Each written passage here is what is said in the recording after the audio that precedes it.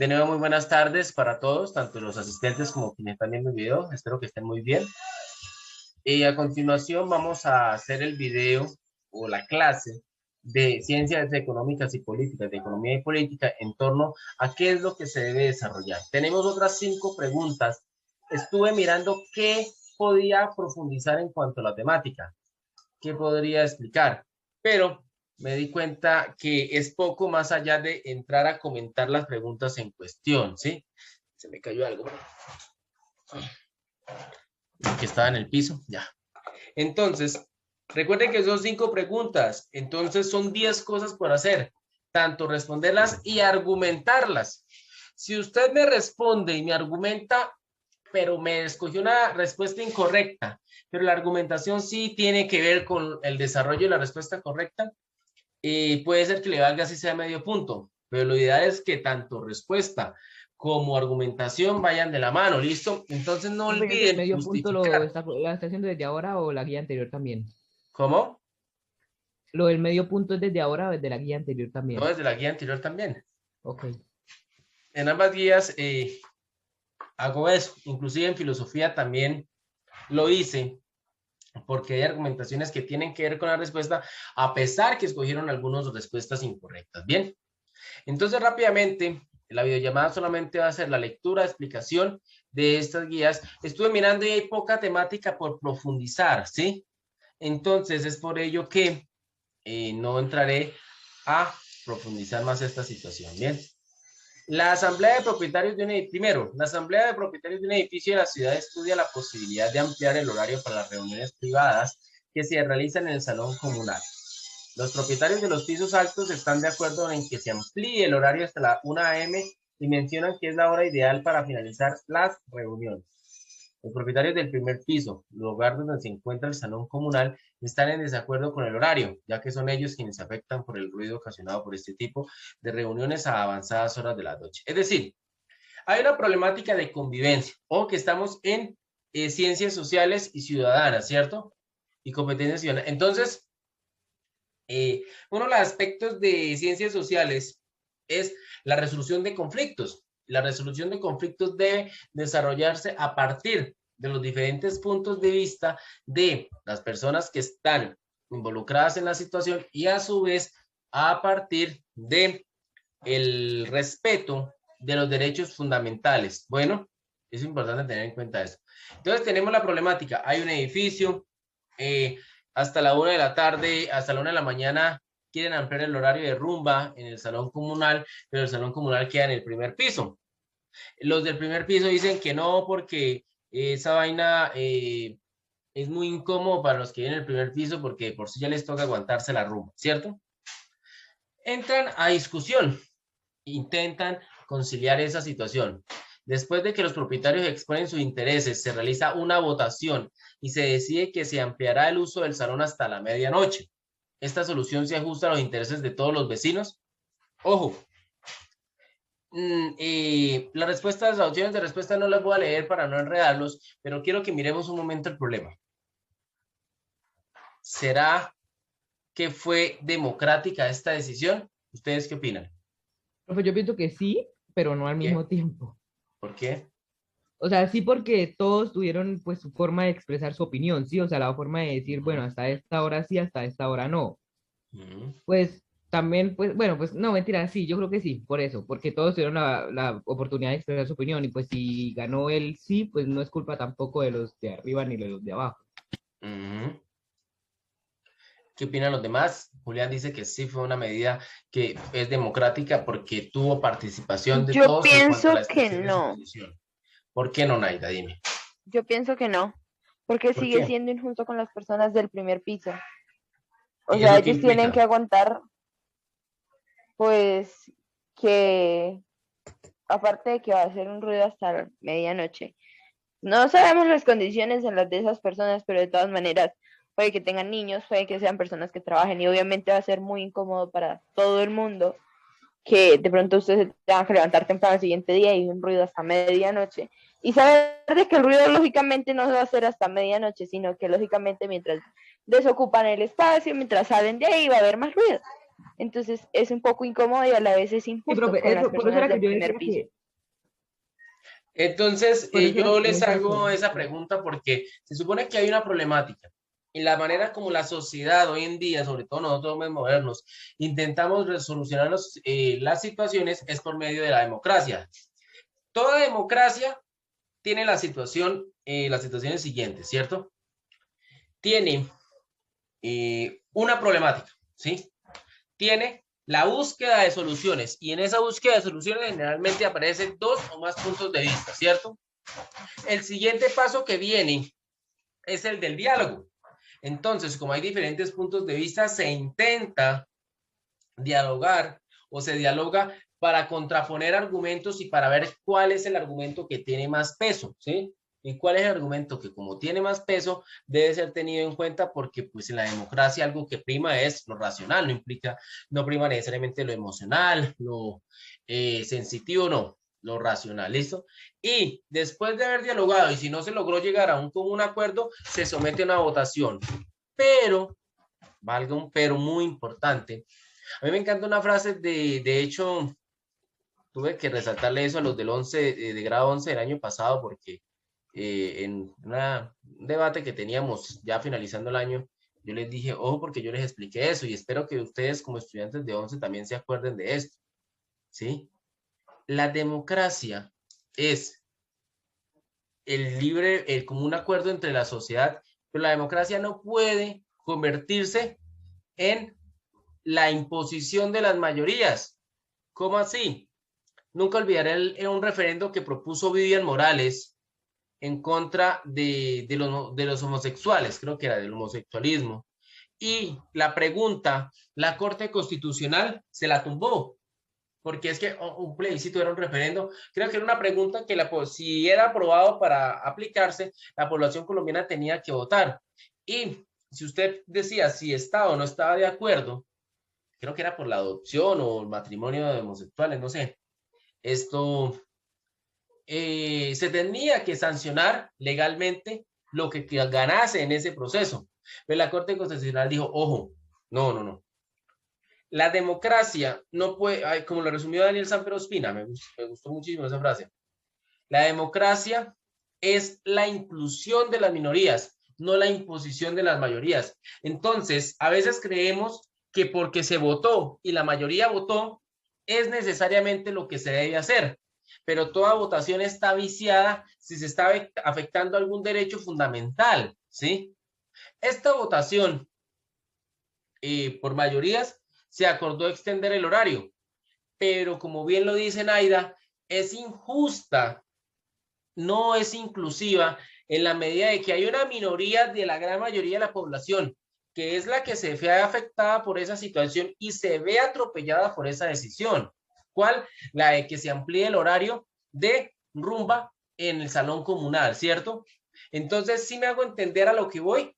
La democracia, que es el punto de acuerdo entre la sociedad por medio del diálogo y de la razón, si bien la votación es un mecanismo muy importante para desempatar las cosas, porque es que no siempre vamos a poner de acuerdo, es la realidad, desafortunadamente. La votación no puede tampoco convertirse en una imposición de mayorías que vulneren derecho. Entonces uno cree que los del Senado de la República solamente votan y eso, pero tienen de trasfondo, por eso es que existen las leyes, porque o si no, pasarían cosas como lo que propuso esa senadora y afortunadamente tenemos pesos y contrapesos en la democracia, en este caso la Corte Constitucional, que dijo, ojo, porque esto es inconstitucional porque está vulnerando el derecho de unas minorías. Porque la democracia en esencia es que todos, desde que no haya intolerancia y odio hacia los demás, puedan convivir de la mejor manera posible, ¿cierto? Tolerantemente. Claro o un poquito enredado lo que estoy hablando, los escucho, por favor.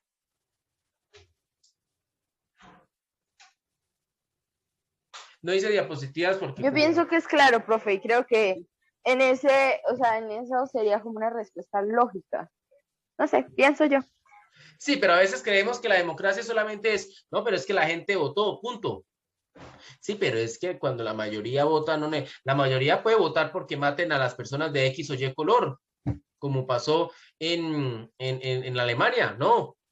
los alemanes, Hitler terminó dominando la mayoría del Parlamento Europeo alemán y terminó cometiendo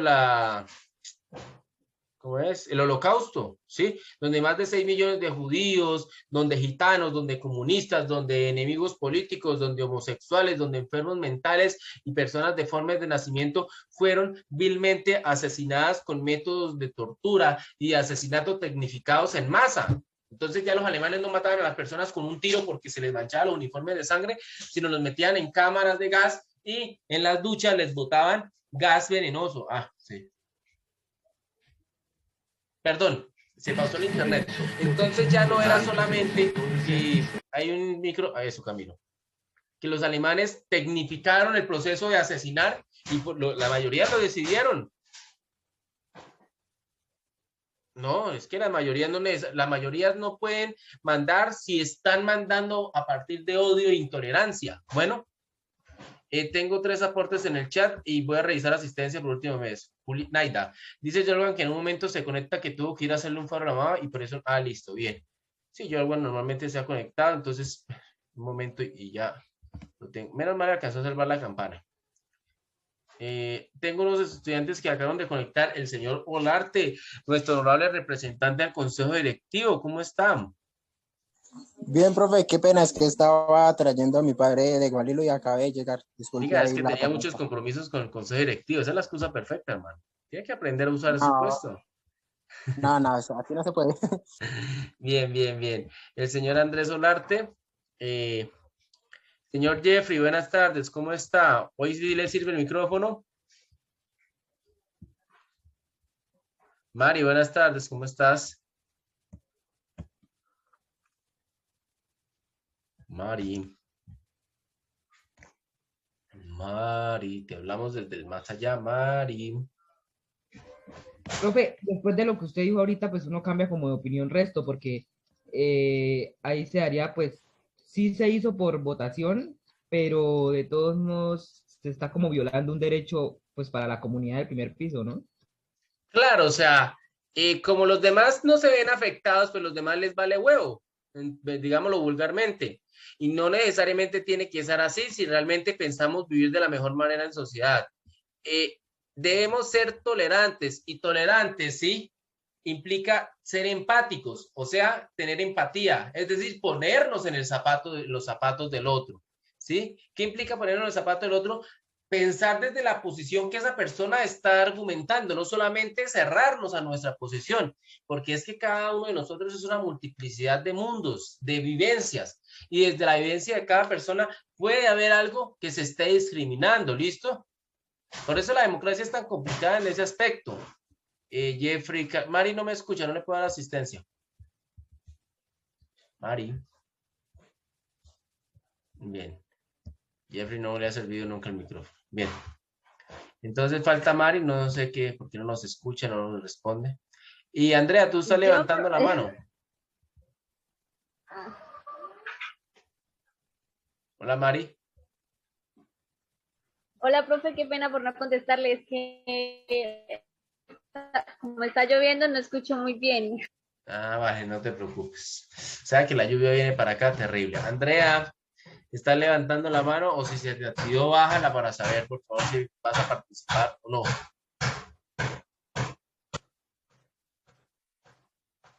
Bueno, no sabes cómo quitarla. Listo. Entonces, continúo. Como pueden ver, ese es el debate de trasfondo a nivel democrático que está ahí en una situación como esa. Y quiero que tengan eso presente, por favor. La democracia, antes que la imposición de las mayorías, es la inclusión de las minorías, ¿sí? ¿Cuáles minorías tenemos en Colombia? A ver, los escucho. Las comunidades afrodescendientes. Bien, Naida, los afro, ¿sí? Buen punto. Los que mal llamamos negros, y de hecho yo también soy Los alguien que a veces cuando indígenas. hablamos de, voy, Naida, gracias, cuando hablamos de ¿de qué? De la conquista y todo eso, a veces uno habla de negros, que es una palabra grosera, despectiva. Entonces, como estudiantes de 11 debemos tener presente que toda persona que sea descendiente de los africanos por su color de piel es afro, ¿sí? el afro, la afro, no el negro, la negra, no, esas son palabras despectivas. Y más que nosotros la usamos para referirnos a una persona por su condición de piel. Bueno, entonces es muy señalativa. Bueno, ¿está bien? Es como yo dijera el muelón, la muelona. No, está mal emplear ese tipo de palabras y desde ya invito a que nosotros también lo tengamos presente en nuestro vocabulario porque a veces cometemos ese error, ese atropello. Y los indígenas, muy bien, Naida. ¿Qué otra población es minoría en nuestro país? Los extranjeros, ¿no? O sea, los que se Sí, la meten aquí a población Colombia. extranjera podemos decir que es una minoría, claro, pero es que la población extranjera, cuando hablamos de poblaciones, es como una especie de características comunes, costumbres, hábitos, ¿sí? Entonces, ese extranjeros es muy amplio, ¿sí? Podría Profe, puntualizarlo. por ejemplo, aquí en Colombia se ve también mucho la xenofobia. ¿Por qué la xenofobia, Julián? ¿Qué es eso? Por Pregunta. ejemplo, de los venezolanos. Bueno, la xenofobia, ojo con la palabra, buena temática la que me tocas. Xenofobia es phobos, es de miedo, y seno, no el seno, no, sino el seno, esa es una partícula griega que no recuerdo de qué viene, pero la palabra xenofobia significa miedo al extranjero, ¿sí? Entonces la palabra xenofobia la usamos para describir conductas intolerantes que rayan en el odio y desprecio hacia personas por el simple hecho de ser del exterior. En este caso, sí, claro, tú tienes toda la razón. Para nadie es un secreto que Profe, o sea, actualmente... no es solo con los venezolanos. O sea, normalmente como colombianos vemos a una persona de ojos claros, cabello mono, cabello claro, y de una vez Ah, no, es por aquí. o sea, y vemos a una persona con los ojos un poco rasgados, algo por lo parecido, de una vez le tenemos un montón de nombres y un montón de cosas así. Sí, como dices, eso es xenofobia y es una conducta que tristemente como colombianos, la gran mayoría la tenemos.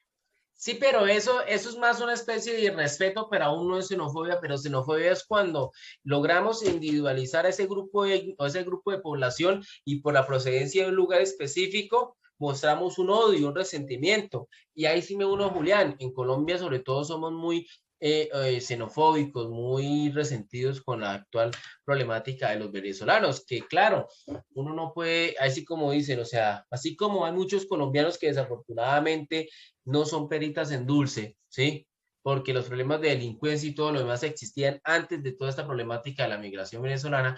También desafortunadamente hay un buen porcentaje de ellos que engrosan las filas del crimen, ¿sí? Unos dicen que es porque ya en Venezuela ya practicaban eso. De hecho, Caracas es una de las ciudades más inseguras del mundo, o sea, con unos índices de inseguridad enormes. Pero también unos dicen que es por necesidad, porque allá no había, aquí tampoco consiguen y al final terminan dedicándose a eso con el fin de lograr encontrar dinero. Pero bueno, yo no soy quien para decir X, oye, a lo que voy es que sí, desafortunadamente la xenofobia contra los venezolanos es algo muy real, es algo muy delicado y hemos visto a la alcaldesa Claudia López se le ha acusado de eso, por ejemplo. Pero ese debate lo veremos ahorita en otras preguntas posteriores. Bien, entonces cerrando esta primera pregunta, ¿sí? Les queda la pregunta, valga la redundancia, ¿cuál solución? La de ampliar el horario, ¿se ajusta a los intereses de todos los vecinos? Ustedes yo creo que ya a partir de lo que debatimos, a partir de lo que les dije, saben la respuesta si sí o si no. La pregunta es tener claro el por qué. Entonces, cuando lean esta pregunta, como ya saben si sí se ajusta o no se ajusta, analicen el por qué. Y en el por qué, pues terminan de complementar la respuesta y ya, y la argumentan. ¿Listo? Paso al segundo punto rápidamente. Bien. Se ha generado un conflicto entre una empresa constructora y una organización ambientalistas en torno al desarrollo de un proyecto de apartamentos en un humedal. Por un lado, los ambientalistas afirman que cualquier construcción pone en riesgo todo el ecosistema del humedal. La constructora, por su parte, argumenta que el humedal no se afectará y que, por el contrario, el proyecto busca integrar el medio ambiente a sus zonas comunes para resolver el conflicto entre la constructora y los ambientalistas. Se plantea que la constructora modifique sus planos para reducir el impacto sobre el humedal y salvar así algunos animales y árboles. Vamos hasta ahí. Esa es una problemática que está presentando muchísimo en nuestro país. La locomotora minera, promovida por el gobierno de Álvaro Uribe y posterior gobierno de Juan Manuel Santos, se centró en consolidar nuestro país como un país minero, un país explotador de sus recursos minerales sin importar el costo. Y eso ha abierto múltiples debates a lo largo y ancho del país. Entonces, ha abierto hasta consultas populares en donde los alcaldes de cada territorio han hecho una consulta con la población en donde les han preguntado, ¿están de acuerdo o no están de acuerdo con que haya minería en nuestro territorio? Y en todos los municipios ha ganado rotundamente el no. ¿Por qué? Porque si bien el subsuelo es del gobierno, los alcaldes pueden intentar abogar por condiciones socioambientales, como las del páramo de Santurbán que en tanto les he explicado, ¿sí? Y hay más lugares en el país que, si bien son ricos en minerales, una extracción y una mega extracción lo que implica es daños al medio ambiente. Entonces la pregunta es en torno a un humedal, es decir, una gran extensión de tierra donde diferentes aves, ¿sí? Animales y demás viven y hay una especie de ecosistema y hasta un bioma, es decir, una mezcla de ecosistemas. ¿A qué voy? En Bogotá hay un ejemplo, no quise hacer diapositivas porque como más allá de una imagen no les podía mostrar nada. La reserva Van der Hamen es una de las problemáticas en Bogotá, porque solamente está delimitada una parte y la gran mayoría se sabe que es para los ambientalistas se debe cerrar toda para la reserva del medio ambiente, pero la alcaldía dice, no, oiga, de eso prácticamente la gran mayoría no sirve como reserva, sino sirve es para construcción. Delimitemos la reserva y el resto lo construimos. Los ambientalistas dicen, no, en esa delimitación no podemos ceder porque cualquier lugar que se toque ya afecta todo el ecosistema que se está intentando proteger. Porque es que a veces no todo se resume en cemento, no todo se resume en oro, en plata. Si yo afecto una parte del ecosistema, todo el ecosistema se puede inmediatamente afectar porque toda esa conexión de ecosistemas y biomas son una red. Si yo afecto algo, una especie dejará de existir o dejará de tener alimento. Se extinguirá o se verá afectada al punto de que otra especie que dependía de esa especie también se va a ver afectada. Por ejemplo, en la reserva Van der Hamen, en los humedales de la sabana de Bogotá, llegan aves migratorias desde el continente norteamericano y en Colombia paran porque van pasando hacia Argentina, hacia el extremo, o viceversa, cuando van de Argentina a Estados Unidos. Entonces, eso es lo que pelean los ambientalistas. ¿Queda claro? Entonces, teniendo en cuenta esos panoramas que se presentan desde todos los aspectos cuando hablamos de medio ambiente y hablamos de desarrollo, ¿sí? Podemos apreciar que la problemática es enorme, ¿sí? Pero siempre los ambientalistas defienden que prácticamente tocar un ecosistema es como tocar un ser vivo. Usted le quita una parte, afecta al resto. Si a mí me quitan un brazo, lo único es que medio lo sellen, pero aún así no voy a quedar igual. No voy a poder seguir operando igual. Lo mismo abogan los ambientalistas. Bueno, entonces la pregunta de este punto es, ¿cómo se ajusta esta solución a los intereses de la constructora y de los ambientalistas? Es decir, la solución que propone es, bueno, la constructora modifica los planos, afecte algo, pero no afecte todo el humedal. ¿Cómo se ajusta esta solución a los intereses? Recuerden que habían dos intereses. El de la constructora que quiere construir todo, pero quiere construir. El de los ambientalistas que dicen, ojo, cualquier construcción, ahí está la clave, cualquier construcción pone en riesgo todo el ecosistema del humedal. Bueno, ¿alguna duda sobre este punto o sobre el anterior? Mientras tomo agüita. No, profe, todo claro, creo. Gracias, Camilo.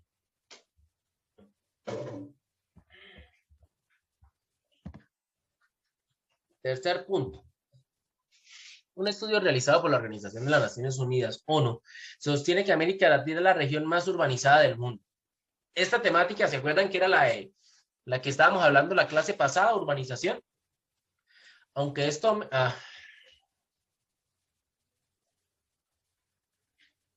está lento el internet, listo. Aunque esto aumenta las oportunidades laborales y mejora las condiciones de vida de muchas personas, su costo económico, ojo, costo económico, social y ambiental es demasiado alto, ya que han proliferado y seguirán aumentando barrios pobres y desiguales que expanden el casco urbano e invaden zonas rurales. Para atender este problema, el estudio plantea 3 propuestas. Primera propuesta, desinficar las ciudades. Así, en lugar de expandirse hacia zonas rurales, lo que yo les explicaba en la clase anterior, donde se producen los alimentos, se aumenta la vivienda vertical, es decir, en vez de extendernos tanto a lo ancho, crezcamos hacia arriba, que hay bastante espacio hacia el aire desde que las construcciones sean aptas para ello. Bueno, la segunda, y si hacemos todo hacia arriba, habrá menos extensión y todo quedará más cerca, ¿cierto?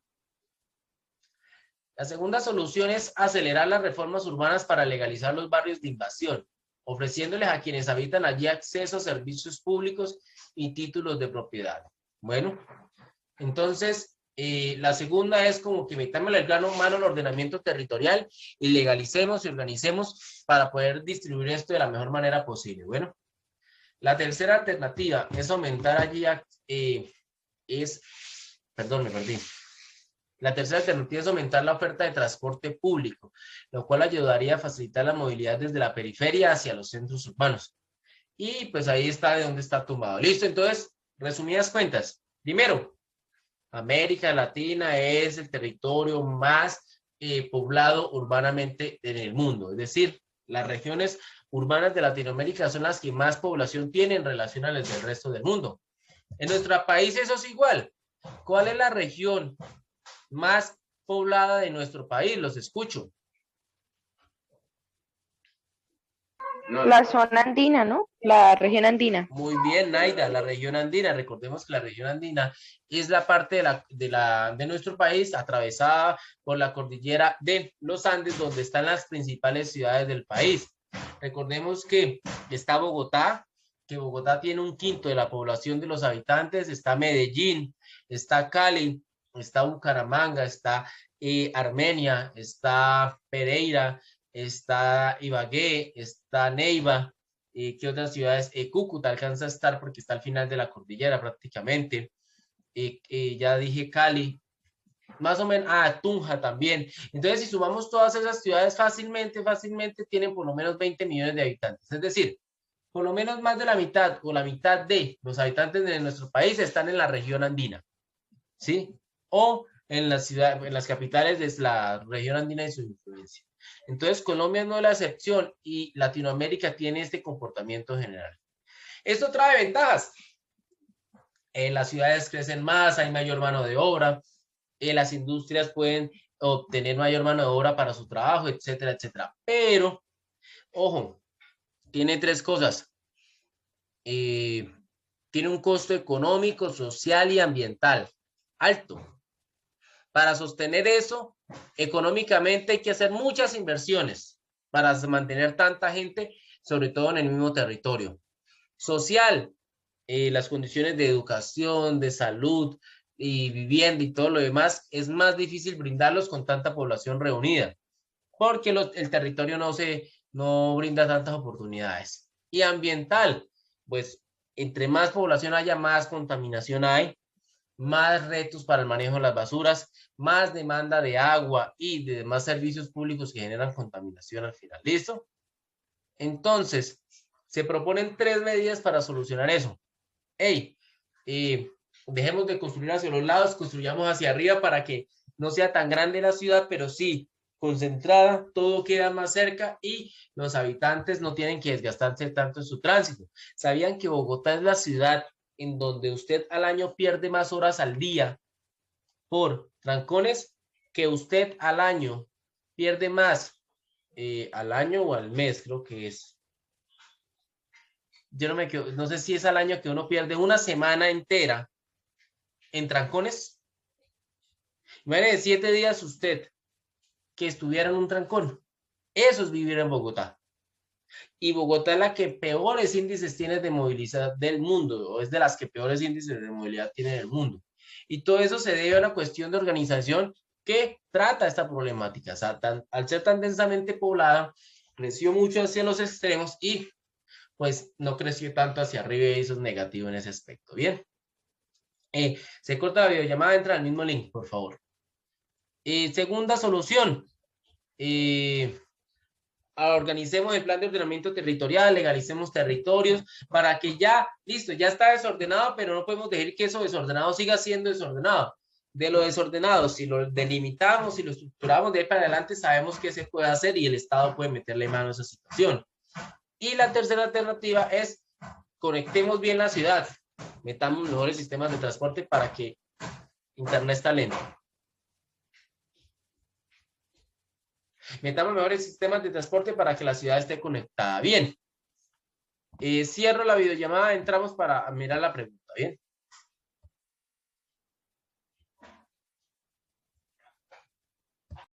Después de este pequeño corte continuamos grabando. Entonces la pregunta, después de haber explicado la problemática, las causas, consecuencias, las soluciones, es, ojo, ¿qué tipo de relación se puede establecer entre las propuestas de solución al problema de urbanización? Es decir, ustedes tienen que mirar las propuestas, ¿sí? Y las tres propuestas, ¿a qué apuntan? ¿Sí? ¿Será que son complementarias, son compatibles? ¿Y por qué? Entonces tienen que mirar. Ojo, porque la mayoría de veces que yo he visto que les piden a los estudiantes que analicen relaciones de las respuestas, lo hacen mal. Entonces, dedíquenle tiempo. Hay tres propuestas ahí en torno a unas problemáticas. ¿Y cuál es la relación? ¿Cuál es la relación de esas propuestas con las problemáticas en cuestión? Bien, ¿hay alguna pregunta, algún comentario sobre esto? Yo, profe, o sea, ¿No? a mí sí me parece que la alternativa número 2 sería perfecta, o sea, porque creo que todos están ayudando a la gente que sí, que no tiene tampoco tantos recursos. Y segundo, que todo ayudan, digamos, a la ciudad como a organizarse, ¿entiendes? Sí, claro, la problemática de las invasiones es que se vuelven fortines políticos y hasta de la delincuencia. Por lo menos en Bucaramanga se ve que las invasiones se volvieron los fortines de los candidatos políticos del momento, quienes van allá y prometen, y la gente les vota con la esperanza de que ellos les ayuden y poco a poco les ayudan. Entonces, lo ideal es como que el Estado le meta mano para que, en la medida de lo posible, no sea esos fortines de políticos de muchos casos corruptos, sino sencilla y llanamente que la gente se entiende directamente con el Estado y no intermediarios, ¿sí? Ayuda a tener desarrollo, claro que sí. Lo que pasa es que también hay invasiones de invasiones, hay invasiones que están hechas sobre terrenos privados, sobre fincas que eran de personas particulares y entonces, bueno, o hay personas que desafortunadamente también vive de vivir en invasiones. Se sabe que tienen 2, 3 casas y se meten a una invasión porque saben que tarde o temprano les tienen que dar algo. Entonces, lastimosamente, pues no hay que victimizar a la víctima, ¿no? Porque es que generalmente quien está en una invasión es porque le toca, no porque quiere.